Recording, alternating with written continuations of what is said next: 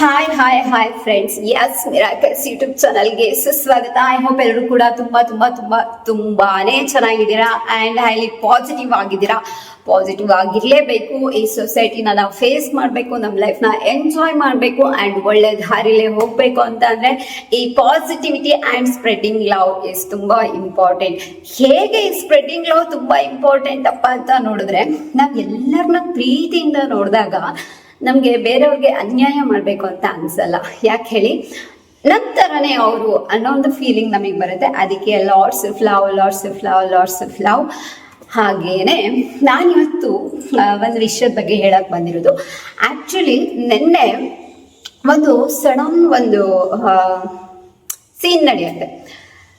ಹೇಗಪ್ಪ, ಯಾವ ತರ ದೇವರು ನನ್ನ ಜೊತೆಗೆ ಇದ್ದಾರೆ ಅನ್ನೋದು ನನಗೆ ಅರ್ಥ ಆಯ್ತು. ಅಂಡ್ ಇದರಿಂದ ನನಗೆ ಸ್ವಲ್ಪ ನೋವು ಕೂಡ ಆಯ್ತು. ಬಟ್ ದೇವ್ರು ನನ್ನನ್ನ ಯಾವ ತರ ಪ್ರೊಟೆಕ್ಟ್ ಮಾಡ್ತಾ ಇದ್ದಾರೆ ಅಂತ ಹೇಳೋದಕ್ಕೆ, ಒಂದು ಪ್ಲೇಸ್ ಅಲ್ಲಿ ಆಕ್ಚುಲಿ ನಾನು ನೆನ್ನೆ ಟ್ರಾವೆಲ್ ಮಾಡ್ತಾ ಇರ್ತೀನಿ ಬಸ್ಸಲ್ಲಿ.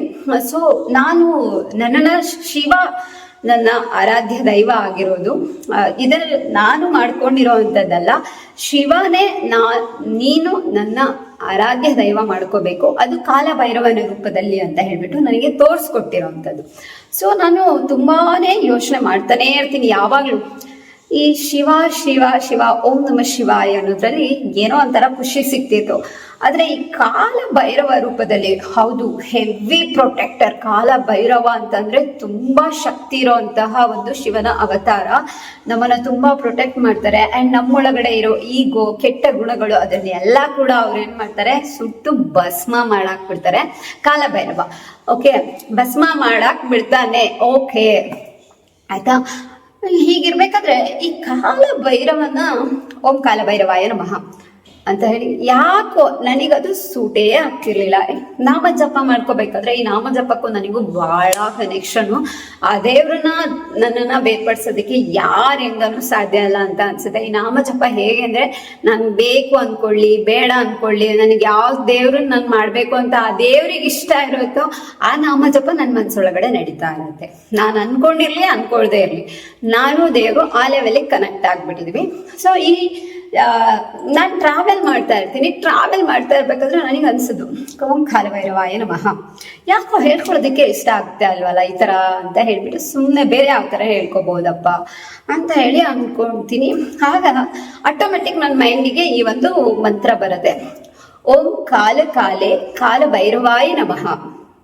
ಓಂ ಕಾಲ ಕಾಲೆ ಕಾಲ ಭೈರವಾಯ ನಮಃ. ರಿಯಲಿ ಇಷ್ಟೊತ್ತವರೆಗೂ ನನ್ಗಿನ್ನೂ ಅದು ಒಂದು ಮಂತ್ರ ಇದೆಯೋ ಇಲ್ವೋ, ಅಂದ್ರೆ ಯಾರಾದ್ರೂ ಆ ಮಂತ್ರದ ಒಂದು ಮೀನಿಂಗ್ ನ ಹಾಕಿದಾರೋ ಇಲ್ವೋ, ಯಾರಾದ್ರೂ ಆ ಮಂತ್ರವನ್ನ ಪಠಣ ಮಾಡ್ತಾರೋ ಇಲ್ವೋ ಅನ್ನೋದು ಇಷ್ಟೊತ್ತವರೆಗೂ ನನಗೆ ಗೊತ್ತಿಲ್ಲ.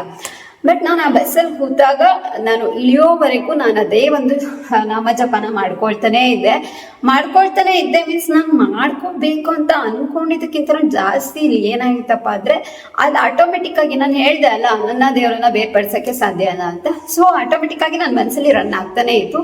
ಏನಪ್ಪ ಮಂತ್ರ? ಮತ್ತೆ ಅದೇ ಓಂ ಕಾಲ ಕಾಲೆ ಕಾಲ ಭೈರವಾಯ ನಮಃ, ಓಂ ಕಾಲ ಕಾಲೆ ಕಾಲ ಭೈರವಾಯ ನಮಃ ಅಂತ ಹೇಳ್ಬಿಟ್ಟು ಮನಸ್ಸಲ್ಲಿ ಆ ಭೈರವನ ರೂಪದಲ್ಲಿ ಆ ನಾಮ ಜಪ ನಡೀತಾನೇ ಇತ್ತು. ಶಿವ ಈ ಕಾಲ ಭೈರವ ರೂಪದಲ್ಲಿ ಯಾವ ತರ ಪ್ರೊಟೆಕ್ಟ್ ಮಾಡ್ತಾರೆ ಅನ್ನೋದಕ್ಕೆ ಸೀರಿಯಸ್ಲಿ ನೆನ್ನೆ ನನ್ನ ಹಣೆ ಬರ ಏನಿತ್ತು, ನನಗೇನಾಗಬೇಕು ಅಂತ ಇತ್ತು ನನಗಂತೂ ಗೊತ್ತಿಲ್ಲ. ಆಟೋಮೆಟಿಕ್ ಆಗಿ ನಾನು ಒಂದು ರೋಡ್ ಪಾಸ್ ಮಾಡಿ ಇನ್ನೊಂದು ರೋಡಿಗೆ ಬರ್ಬೇಕಾಗಿರತ್ತೆ.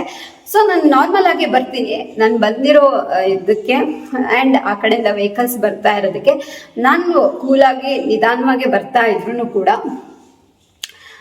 ಏನೋ ಒಂದು ಸಿಚುವೇಶನ್ ಆ ಕಡೆ ಈ ಕಡೆ ಆಗ್ಬಿಟ್ಟು, ಹೇಗೆ ಅಂದ್ರೆ ಆಕ್ಸಿಡೆಂಟ್ ಆಗಿ ನಾನೇ ಡೆತ್ ಆಗ್ಬೇಕಾಗಿತ್ತು. ಬಟ್ ಅದು ಯಾವ ತರದಲ್ಲಿ ಒಂದು ಎನ್ವಿರಾನ್ಮೆಂಟೇ ಕ್ರಿಯೇಟ್ ಆಗ್ಬಿಡ್ತು ಅಂದ್ರೆ, ನನಗೆ ಹೊಡಿಬೇಕಾಗಿರೋ ಇದ್ದಿದ್ದಂತ ಗಾಡಿ ಅದು ಹೆಂಗ್ ಮಿಸ್ ಆಯ್ತು ಸೀರಿಯಸ್ಲಿ ನನಗೆ ಗೊತ್ತಿಲ್ಲ. ನಾನು ಕಣ್ಣು ಮುಚ್ಕೊಂಡ್ಬಿಟ್ಟೆ.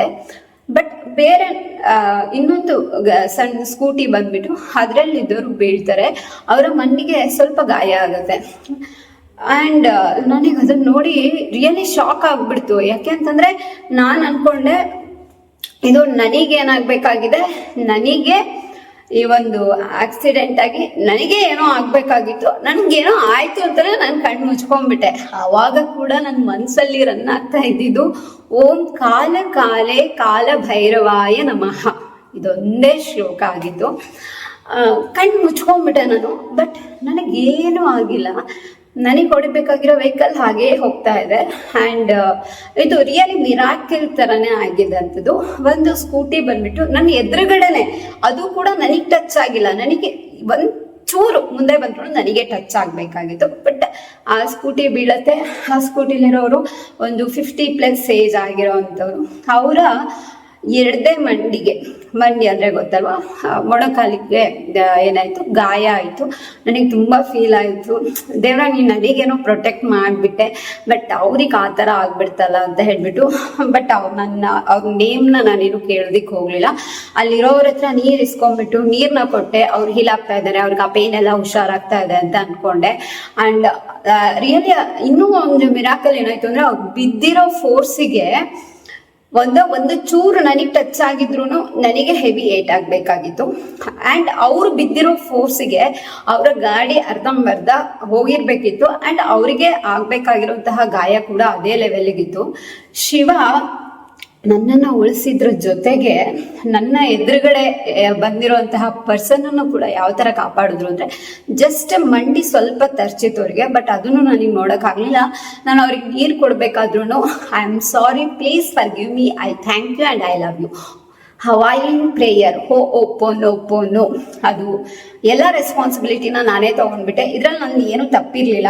ಬಟ್ ರೆಸ್ಪಾನ್ಸಿಬಿಲಿಟಿನ ನಾವು ತಗೊಂಡು ಒಬ್ರಿಗೋಸ್ಕರ ನಾವು ಪ್ರೇಮ್ ಮಾಡೋದಿದೆಯಲ್ಲ, ಅದರಲ್ಲಿ ಖಂಡಿತ ತಪ್ಪಿಲ್ಲ. ಸೊ ನಾನು ಎಲ್ಲಿವರೆಗೂ ಅಂತ ಅಂದರೆ, ಆಲ್ಮೋಸ್ಟ್ ಇವತ್ತು ಬೆಳಗ್ಗೆವರೆಗೂ ನನಗೆ ಬೇರೆ ಒಂದು ಇಂಪಾರ್ಟೆಂಟ್ ಸೀನ್ ಬಂದು ಆ ಸೀನ್ ನನ್ನ ಕಣ್ಮರೆ ಆಗೋವರೆಗೂ ನಾನು ಹೇಳ್ಕೊಂಡಿದ್ದು ಇಷ್ಟೇನೆ. ಅವ್ರ ಗಾಯಕ್ಕೆ ಕೂಡ ನಾನು ಬಟ್ಟೆ ಇಸ್ಕೊಂಡ್ಬಿಟ್ಟು ಅವ್ರಿಗೆ ಬೇರೆಯವ್ರ ಹತ್ರ ನೀರು ಇಸ್ಬಿಟ್ಟು ಕೊಟ್ಟೆ. ಕುಡಿಬೇಕಾದ್ರೂ ಕೂಡ I am sorry, please forgive me, I thank you and I love you. ಇದೆಲ್ಲ ಆಗೋದಕ್ಕೆ ನಾನೇ ಕಾರಣ, ಪ್ಲೀಸ್ ನನ್ನ ಕ್ಷಮಿಸ್ಬಿಡಿ ಆ್ಯಂಡ್ ಫರ್ಗಿವ್ ಮೀ. ಸಾರಿ ಅಂತ ಕೇಳೋದ್ರ ಜೊತೆಗೆ ಅವ್ರು ಸಾರಿನ ಅಕ್ಸೆಪ್ಟ್ ಮಾಡ್ತಾ ಇದ್ದಾರೆ ಆ್ಯಂಡ್ ನನ್ನ ಕ್ಷಮಿಸ್ಬಿಡಿ, ಅವ್ರು ನನ್ನ ಕ್ಷಮಿಸ್ತಾ ಇದ್ದಾರೆ ಅಂತ ನಾನು ಅನ್ಕೊಂಡೆ. ಆ್ಯಂಡ್ ಐ ಥ್ಯಾಂಕ್ ಯು, ನೀವು ಸಾರಿನ ಅಕ್ಸೆಪ್ಟ್ ಮಾಡ್ಕೊಂಡಿರೋದಕ್ಕೆ ಆ್ಯಂಡ್ ನನ್ನ ಕ್ಷಮಿಸ್ತಾ ಇರೋದಕ್ಕೆ ರಿಯಲಿ ನಾನು ನಿಮಗೆ ಥ್ಯಾಂಕ್ಫುಲ್ನೆಸ್ನ ತೋರಿಸ್ತಾ ಇದ್ದೀನಿ ಆ್ಯಂಡ್ ಗ್ರೇಟ್ಫುಲ್ ಆಗಿದ್ದೀನಿ. And I love you. ನಾನು ನಿಮ್ಮನ್ನ ತುಂಬಾ ಪ್ರೀತಿ ಮಾಡ್ತೀನಿ, ನೀವು ನನ್ನ ತುಂಬ ಪ್ರೀತಿ ಮಾಡ್ತಾ ಇದ್ದೀರಾ. ಇಡೀ ಯೂನಿವರ್ಸೇ ನಮ್ಮೆಲ್ಲರನ್ನೂ ತುಂಬ ಪ್ರೀತಿ ಮಾಡ್ತಾ ಇದೆ ಅಂತ ಹೇಳ್ಬಿಟ್ಟು ಇದರ ಅರ್ಥ. ಈ ಥರ ನಾನು ಅನ್ಕೊಳ್ತಾ ಬಂದೆ. ಆ್ಯಂಡ್ ನನ್ನ ವಿಜುವಲೈಸೇಷನಲ್ಲಿ, ಬಟ್ ನಾನು ಅವರ ಹೆಸರನ್ನು ಕೇಳಲಿಲ್ಲ. ಆ್ಯಕ್ಚುಲಿ ನನಗಷ್ಟು ತುಂಬ ನೈಟ್ ಆಗಿಬಿಟ್ಟಿತ್ತು, ಅಷ್ಟು ಟೈಮ್ ಕೂಡ ನನಗಿರಲಿಲ್ಲ. ಬಟ್ ನಮ್ಮಿಂದ ಆಗಿದೆಯೋ ಆಗಿಲ್ವೋ, ನನ್ನ ಪ್ರಕಾರ ನನ್ನ ಒಂದು ಶಿವ ಕಾಪಾಡೋ ಹೊರತದಲ್ಲಿ ಇನ್ನೊಂದು ಯಾರಿಗೋ ತೊಂದರೆ ಆಗ್ಬಿಡ್ತೇನೋ ಅಂತ ನನಗೆ ಫೀಲ್ ಆಯಿತು. ಹಾಗಾಗಿ ನಾನು ಅವರಿಗೆ ಆ ಒಂದು ಆ ಒಂದು ಪ್ರೇಯರ್ನ ಮಾಡಿದೆ. ಅವರು ನನ್ನ ಪ್ರಕಾರ ಅವರು ಖಂಡಿತವಾಗ್ಲೂ ಆ ನೋವಿಂದ ಬಳಲೋದಕ್ಕೆ ಸಾಧ್ಯನೇ ಇಲ್ಲ. ಅದು ಖಂಡಿತವಾಗಿಯೂ ಆದಷ್ಟು ಬೇಗ ಹುಷಾರಾಗತ್ತೆ ಆ್ಯಂಡ್ ಅವರು ಅದರಿಂದ ಹೊರಗಡೆ ಬಂದೇ ಬರ್ತಾರೆ, ಯಾವುದೇ ಥರದ ಪ್ರಾಬ್ಲಮ್ ಆಗಲ್ಲ. ಆದರೆ ಈ ಭೈರವ ಯಾವ ರೀತಿಯಲ್ಲಿ ನನ್ನ ಉಳಿಸ್ಬಿಟ್ಟ ಅನ್ನೋದು ನನಗೊಂಥರ ಒಂದು ರೇಂಜ್ಗೆ ಭಯದ ಜೊತೆಗೆ ಇನ್ನೊಂದು ರೀತಿಯಲ್ಲಿ ನಾನು ಶಿವನ ಆ ಕ್ಷಣನೇ ಕೇಳ್ಕೊಂಡಿದ್ದು. ನಾನು ಮತ್ತೆ ಓಂ ಕಾಲ ಕಾಲೇ ಕಾಲ ಭೈರವಾಯ ನಮಃ ಅಂತ ಹೇಳಬೇಕು ಅಂದರೆ, ನನ್ನಿಂದ ಯಾರಿಗೂ ಕೂಡ ನೀವು ನನ್ನನ್ನು ಉಳಿಸೋ ಬರದಲ್ಲಿ ಇನ್ಯಾರಿಗೋ ಯಾವತ್ತೂ ಕೂಡ ತೊಂದರೆ ಕೊಡಬಾರ್ದು ಅಂತ ಹೇಳ್ಬಿಟ್ಟು ನಾನು ಕೇಳ್ಬಿಟ್ಟೆ. ಇನ್ನು ನಾನು ಸ್ಟಾರ್ಟ್ ಮಾಡಿಲ್ಲ ಅದನ್ನು. ಓಂ ಕಾಲ ಕಾಲೇ ಕಾಲ ಭೈರವಾಯ ನಮಃ ಸ್ಟಾರ್ಟ್ ಮಾಡ್ತೀನಿ. ಯಾಕಂದರೆ ಶಿವನ್ಗೆ ನಾನು ಆ ರೂಪದಲ್ಲಿ ಪೂಜೆ ಮಾಡಬೇಕು ಅಂತಲೇ ನನ್ನ ಮನಸ್ಸಿಗೆ ಆ ಒಂದು ಶ್ಲೋಕನ ಅವ್ರು ಕೊಟ್ಟಿರೋ ಅಂಥದ್ದು. ಬಟ್ ಇದೊಂದು ಮಿರಾಕಲ್ ಲೈಫಲ್ಲಿ ಆಗ್ತಾ ಇರೋವಂಥದ್ದು, ಆಗಿದ್ದಂಥದ್ದು. ಬಟ್ ಆ ಲೈಫಲ್ಲಿ ತುಂಬಾ ಮಿರಾಕಲ್ಸ್ ಇದೆ. ನಾನು ಹೇಳಿದ್ನಲ್ಲ, ಮಿರಾಕಲ್ ಸಕ್ಸಸ್ ಸ್ಟೋರೀಸ್ ಅಂತ ಹಾಕಕ್ಕೆ ಹೋದರೆ ಎಷ್ಟು ನೋವುಗಳನ್ನ ಎಲ್ಲರೂ ನೋಡ್ತಾ ಇದ್ದಾರೋ ಅದರ ಡಬಲ್ ಟ್ರಿಬಲ್ ಅಂತಲೇ ಹೇಳ್ಬೋದು. ನನ್ನ ಲೈಫಲ್ಲಿ ಮಿರಾಕಲ್ಸ್ ಆಗ್ತಾನೆ ಇದೆ. ಸೊ ಇದು ಒಂದು ಮಿರಾಕಲ್ಲೇನೆ. ಆದ್ರೂ ನಿಮ್ಮ ಕಣ್ಣೆದುರುಗಡೆ ಅಥವಾ ನಿಮಗೆ ಗೊತ್ತಾಗಿ ಕಿವಿಗೆ ಕೇಳುವ ರೀತಿಯಲ್ಲಿ ಯಾರಿಗೆ ಏನೇ ತೊಂದರೆ ಆದರೂ ದಯವಿಟ್ಟು ಈ ಒಂದು ಹವಾಯಿನ್ ಪ್ರೇಯರ್ನ ಮಾಡಿ. ಯಾವ ಥರ ಮಾಡ್ಬೇಕು ಅನ್ನೋದೆಲ್ಲ ಹೇಳಿದೆ. ಪ್ರೇಯರು ಬರೀ 4 line. I am sorry, please forgive me. I thank you and I love you. ಇದೆಲ್ಲದಕ್ಕೂ ನೀವು ಕಾರಣ ಆಗಿರಲ್ವೋ, ಆ ಪರ್ಸನ್ ನಿಮಗೆ ಗೊತ್ತಿಲ್ವೋ, ನೀವು ಆ ಆಕ್ಸಿಡೆಂಟ್ ಆಗಿ ನೋಡಿಲ್ವೋ, ನಿಮಗೆ ಆಗಿದ್ದೇ ಅಂತ ಗೊತ್ತಾಯ್ತಾ? ಎಲ್ಲದು ನಿಮ್ಮಿಂದನೇ ಅಂತ ನೀವು ಅನ್ಕೊಂಬಿಡಿ, ತಪ್ಪೇ ಇಲ್ಲ. ದೇವರಿಗೆ ಶರಣಾಗ್ಬಿಡಿ. ಐ ಆಮ್ ಸಾರಿ. ಆ ಪರ್ಸನ್ಗೆ ಕೇಳಿ, ದೇವ್ರಿಗೆ ಕೇಳಿ, ಯೂನಿವರ್ಸ್ಗೆ ಕೇಳಿ, ಪ್ಲೀಸ್ ಫರ್ಗಿವ್ ಮೀ. ನನ್ನ ಸಾರಿನ ನೀವು ಅಕ್ಸೆಪ್ಟ್ ಮಾಡಿ ಕ್ಷಮಿಸ್ತಾ ಇರೋದಕ್ಕೆ ಕ್ಷಮಿಸಿ ಅಂತ ಹೇಳ್ಬಿಟ್ಟು. So next line, I thank you. ನನ್ನ ಸಾರಿನ ನೀವು ಅಕ್ಸೆಪ್ಟ್ ಮಾಡ್ಕೊಂಡಿದ್ದೀರಾ ಆ್ಯಂಡ್ ಕ್ಷಮಿಸ್ತಾ ಇದ್ದೀರಾ. ಇದಕ್ಕೆ ನಾನು ನಿಮಗೆ ತುಂಬಾನೇ ಗ್ರೇಟ್ಫುಲ್ ಆಗಿದ್ದೀನಿ, ಯೂನಿವರ್ಸ್ಗೆ ತುಂಬ ಗ್ರೇಟ್ಫುಲ್ ಆಗಿದ್ದೀನಿ.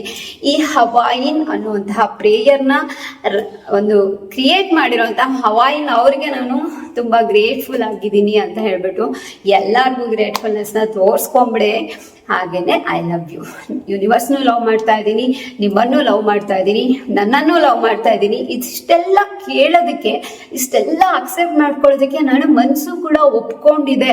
ಅಂದರೆ ಅಷ್ಟು ನಾನು ಈ ಗೋನ ಬಿಟ್ಬಿಟ್ಟು ಶರಣಾಗಿದ್ದೀನಿ. ಅಂದರೆ ರಿಯಲಿ ಈ ನನ್ನ ಸೋಲ್ ಕೂಡ ತುಂಬಾನೇ ತುಂಬ ನನಗೆ ಸಪೋರ್ಟ್ ಮಾಡ್ತಾ ಇದೆ ಅಂತ ಅರ್ಥ.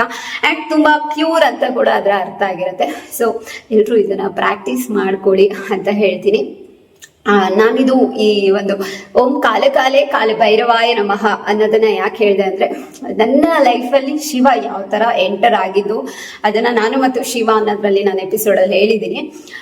ಈಗ ಯಾವ ರೂಪದಲ್ಲಿ ನಾನು ಅವ್ರನ್ನ ಆರಾಧನೆ ಮಾಡಬೇಕು ಅನ್ನೋದನ್ನ ಅವ್ರು ತೋರಿಸ್ಕೊಂಡು ಫಸ್ಟ್ ಡೇನೆ ಹೆಂಗೆ ನನ್ನ ಬದುಕಿಸ್ಬಿಟ್ರು ಅನ್ನೋದನ್ನ ನಾನು ಹೇಳ್ಕೋಬೇಕು ಅಂತ ಅನ್ನಿಸ್ತು. ಸೊ ಹೇಳ್ಕೊಂಡಿದ್ದೀನಿ.